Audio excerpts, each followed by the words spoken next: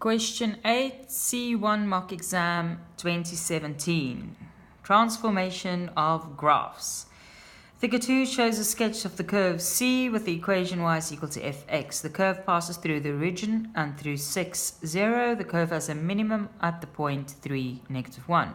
On separate diagrams, sketch the curve with equation, and we need to show the coordinates of where the points or where the curve intersects the x-axis and any minimum or maximum points. Right.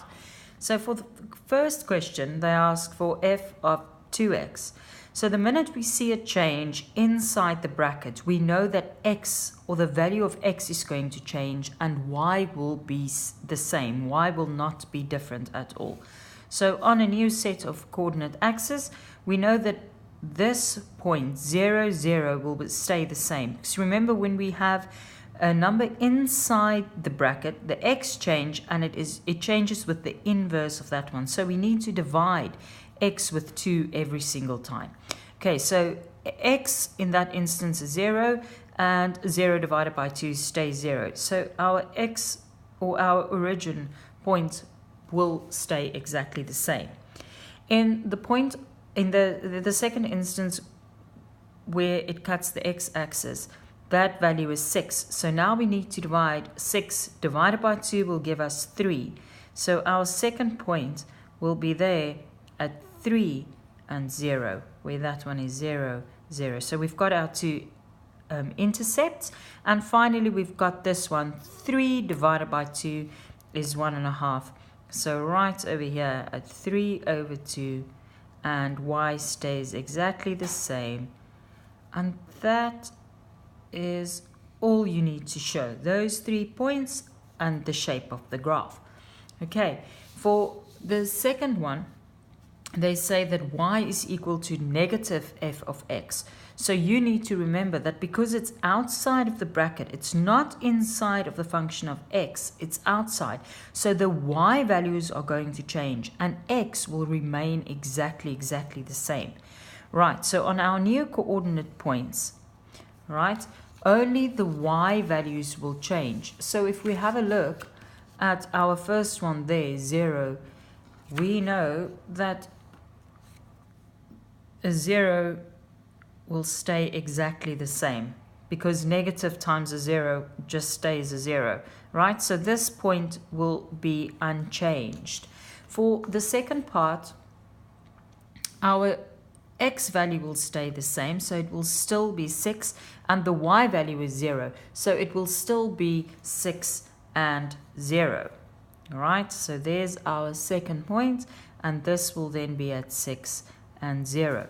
So the one that will change is your minimum turning point. This is 3, negative 1. So this negative 1 will change. We have to multiply it with a negative, and that changes to a positive 1. So our new point will there be 3 and 1, right? Because a negative 1 in our original one multiplied with that negative gives us a positive 1.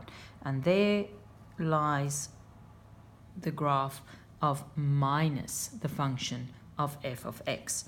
Right, so I'm going to continue just on the second page.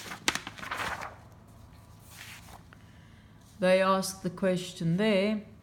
So f of x plus p, where p is a constant and 0, and p lies between 0 and 3. So on your coordinate axis, the original one was at 6 and 0. I'm just going to use different colors just to make things a little bit easier.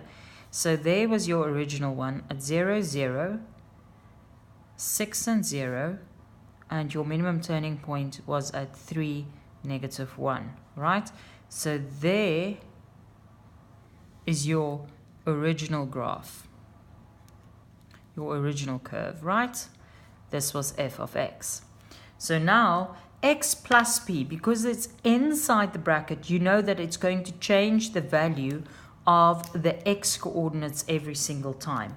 Okay, because it changes the x coordinates every single time and it's inside the bracket, we know that it's going to be with the inverse. So we need to subtract minus p every single time with a maximum of negative 3. So the whole graph will, from this point, go either 1 2, or 3 to the side.